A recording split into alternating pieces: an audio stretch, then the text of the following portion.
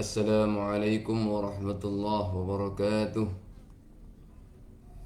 Alhamdulillahilladzi hadana lihada wa ma kunna linahtadiya laula an hadana Allah. Ashhadu an la ilaha illallah wahdahu la syarika lah wa ashhadu anna Muhammadan 'abduhu wa rasuluhu la nabiyya ba'dah. Allahumma salli ala Muhammadin wa ala alihi wa sahbihi ajma'in wa man tabi'ahum bi ihsanin ila yaumiddin, amma ba'd. Jamaah kaum muslimin wal muslimat rahimakumullah. Berjumpa kembali di kajian sore menjelang berbuka puasa, masih seputar kajian 10 kaidah mensucikan jiwa.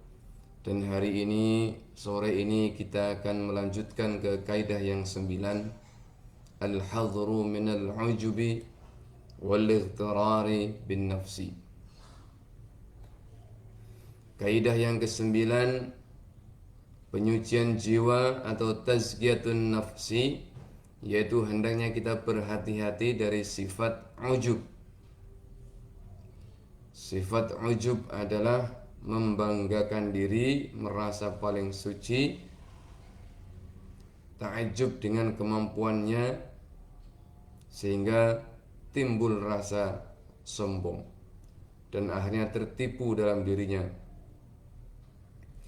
Kama qala ta'ala fil Qur'anil Karim, a'udzu billahi minasy syaithanir rajim, fala tuzakku anfusakum huwa a'lamu bimanittaqa.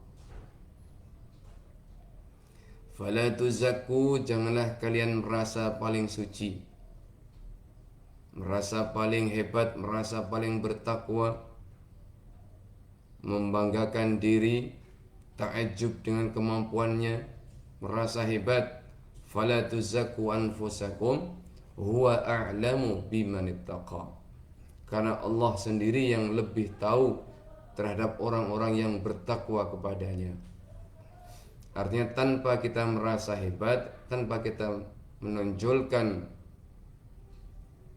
kesalahan kita, Allah itu lebih tahu siapa yang saleh, siapa yang tidak, siapa yang bertakwa, siapa yang tidak, siapa yang ikhlas, dan siapa yang tidak ikhlas. Maka kita harus sangat berhati-hati karena sifat ujub inilah yang bisa mengotori jiwa kita. Fanahallahu azza wa jalla an madhin nafsi bima yadullu ala zakatiha wa salahiha. Allah subhanahu wa ta'ala melarang kita dari memuji diri sendiri. Memuji dalam konteks menganggap dirinya suci dan paling benar. Lianna taqwa mahalluha al-qalbu. Perlu diingat, sesungguhnya takwa itu letaknya di hati. Jadi tidak perlu merasa paling suci, merasa paling hebat, merasa paling berkontribusi, merasa paling soleh. Cukup Allah yang mengetahui hati kita. Karena ketakwaan mahalluha fil qalbi. Karena ketakwaan itu letaknya di hati, tidak perlu ditonjolkan atau disombongkan. Wallahu azza wa jalla huwa a'lam biman hasalat minhu at-taqwa. Sesungguhnya Allah itu sangat mengetahui ketakwaan dari seorang hambanya. ولأن هذا المدح للنفس سبب لدخول العجب عليها. Karena sesungguhnya memuji diri sendiri termasuk penyebab masuknya sifat ujub dari dalam diri kita. Jadi kenapa orang itu mempunyai sifat ujub? Ujub karena awalnya memuji diri sendiri. Wa sababun lirriya'i alladhi huwa muhbitun lil a'mal. Kemudian yang kedua, di samping berakibat menjadikan orang mempunyai sifat ujub, memuji diri sendiri juga merupakan penyebab dari sifat riya atau pamer. Syirik yang kecil, yaitu riya. Riya itu artinya liyarahun nas, agar orang itu melihat. Atau bisa juga mempunyai potensi orang yang memuji diri sendiri mempunyai potensi sum'ah. Sum'ah itu liyasma'ahun nas, agar orang-orang mendengar amalnya, melihat amalnya. Dan yang namanya sum'ah wariya termasuk muhbitun lil a'mal, yang bisa merusak amalan-amalan kita, menjadikan amalan-amalan kita tidak diterima oleh Allah Subhanahu wa ta'ala. Wal mu'minu mahma istahada fi fi'l salihat wa ijtinabil muharramat fa innahu la yazalu muqassiran wa zaliman li nafsihi. Seorang mukmin itu walaupun sudah bersungguh-sungguh dalam melakukan amal saleh, bersungguh-sungguh dalam menjauhi seluruh yang dilarang oleh Allah, namun orang mukmin tetap saja akan selalu merasa muqassiran, merasa kurang, wa zaliman li nafsihi, dan masih tetap merasa zalim pada dirinya sendiri, sampai termasuk wa idza kanu Abi Bakr radhiyallahu anhu sadiqu hadhil ummah wa khairin nasi ba'da al-anbiya lamma sa'ala an-nabiy sallallahu alaihi wasallam ay yu'allimahu du'aan yad'u Allah bihi fi salatihi 'allamahu ay yaqul Allahumma inni zalamtu nafsi zulman katsira. Bahkan termasuk Abu Bakar As-Siddiq, orang yang paling jujur, sahabat Nabi yang paling jujur, yang paling saleh. Abu Bakar Siddiq pun meminta kepada Rasul untuk mengajarkan doa yang baik. Kira-kira doanya apa ya Rasulullah? Kemudian Rasulullah mengajarkan doa kepada Abu Bakar As-Siddiq, Allahumma inni zalamtu nafsi zulman katsira. Ya Allah, sesungguhnya saya ini sudah menzalimi diri sendiri dengan kezaliman yang banyak. Wa la yaghfiru dzunuba illa anta, dan tidak ada yang bisa mengampuni dosa-dosa kecuali Engkau ya Allah. Faghfirli maghfiratan min indik, maka ampunilah kami ya Allah. Warhamni innaka antal ghafurur rahim, dan kasihanlah kami ya Allah, sesungguhnya Engkau Maha Pengampun dan Maha Penyayang. Abu Bakar As-Siddiq saja, orang yang paling jujur, yang paling mulia, sahabat paling mulia, itu pun masih berdoa agar Allah menjauhkan dirinya dari zalimun li nafsihi, Allahumma inni zalamtu nafsi zulman katsira, dan masih mengakui dirinya masih zalim. Yang disebut dengan zalimun li nafsihi, menzalimi diri sendiri, yaitu tatkala orang itu mempunyai sifat membanggakan diri, merasa paling suci, orang mempunyai sifat riya dalam beramal, mempunyai sifat sum'ah dalam beramal. Ketika itulah orang masuk dalam kategori zalimun li nafsihi, menzalimi diri sendiri. Jadi istilah zalim, zalamtu nafsi zulman katsira, zalimun li nafsi, menzalimi diri sendiri, yaitu ketika kita masuk dalam sifat ujub. Maka kita harus berhati-hati terhadap bahayanya sifat ujub, memuji diri sendiri, membanggakan diri sendiri, merasa paling suci, merasa paling soleh, sehingga meremehkan orang lain, sehingga menyombongkan dirinya dan menganggap orang lain lebih kecil, menganggap orang lain tidak soleh, menganggap orang lain tidak suci. Ini yang membuat jiwa kita semakin kotor. Maka dalam rangka mensucikan jiwa, tazkiyatun nafsi, kaidah yang ke-9 ini sangat penting, yaitu kita hendaknya menjauhi sifat al-ujubu. Wa indama sa'alat ummul mu'minin Aisyah radhiyallahu anha an qawlihi ta'ala والذين يأتون ما آتوا وقلوبهم وجلة أنهم إلى ربهم راجعون قالت أهم الذين يشربون الخمر يسرقون. Jadi suatu saat Aisyah radhiyallahu anha bertanya kepada Rasul tentang ayat yang berbunyi walladzina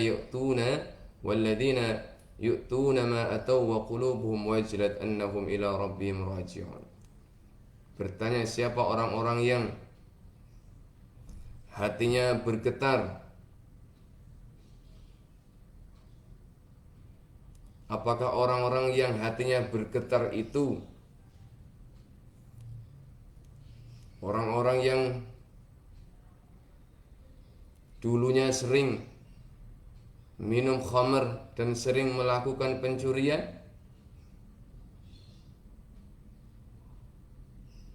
Kemudian Rasulullah menjawab, la ya bintas Shadiq, bukan wahai Aisyah putri Abu Bakar As-Siddiq, walakinnahumul ladzina yasumun wa yusallun wa yatasaddaquna wa hum yakhafuna alla tuqbala minhum.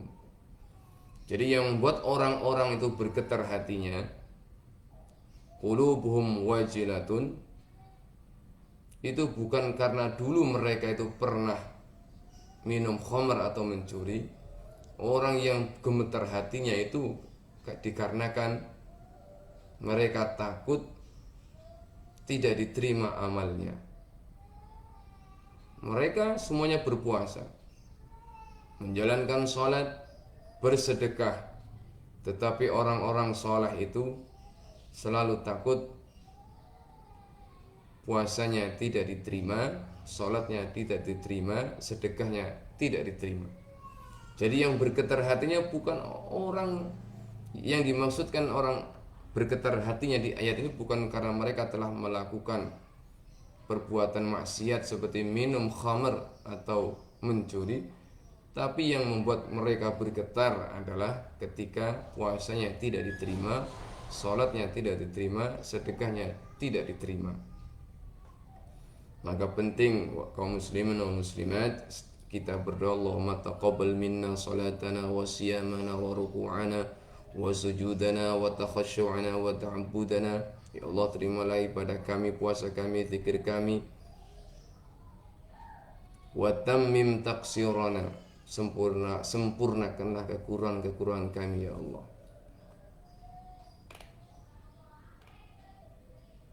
Setingkat Abu Bakar Siddiq saja masih merasa muqassir, masih merasa kurang dalam beramal dan masih takut. Orang-orang zaman dulu saja yang sudah rajin berpuasa, rajin sholat, rajin bersedekah masih merasa takut tidak diterima. Ini karena kadang hati itu sifatnya bolak-balik. Maka untuk menghindari hal-hal demikian itulah kita harus waspada dengan sifat al-ujbu. Saya ulang lagi, sifat al-ujbu yaitu memuji diri sendiri, kemudian menyombongkan diri sendiri, merasa paling soleh, merasa paling suci. Itulah yang disebut dengan al-ujbu. Wa qala Abdullah ibnu Abi Mulaikah rahimahullah, adraktu akthar min 30 sahabiyan kulluhum yakhafun nifaq ala nafsihi. Abdullah bin Ubay Mulaikah rahimahullah mengatakan, beliau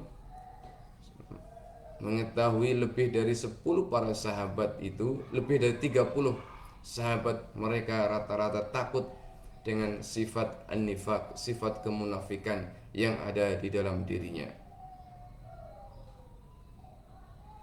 Jadi al-ujbu ini juga termasuk bagian dari sifat an-nifaq, kemunafikan.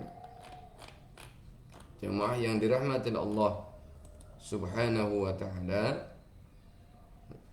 di momen bulan puasa ini marilah kita tingkatkan keikhlasan kita dalam beramal, karena puasa ini pun termasuk ada pelajaran yang bisa kita ambil, yaitu pelajaran keikhlasan dalam beribadah.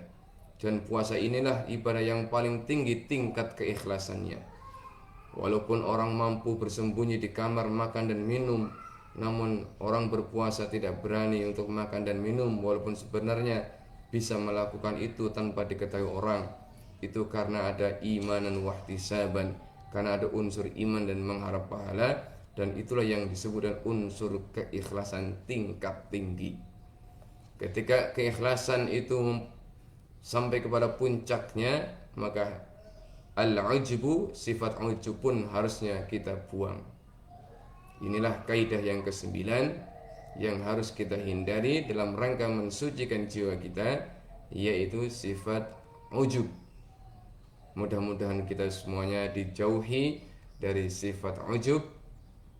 Insyaallah kita lanjutkan besok yang terakhir, kaidah yang nomor 10, kaidah tazkiyatun nafsi, penyucian jiwa. Assalamualaikum warahmatullahi wabarakatuh.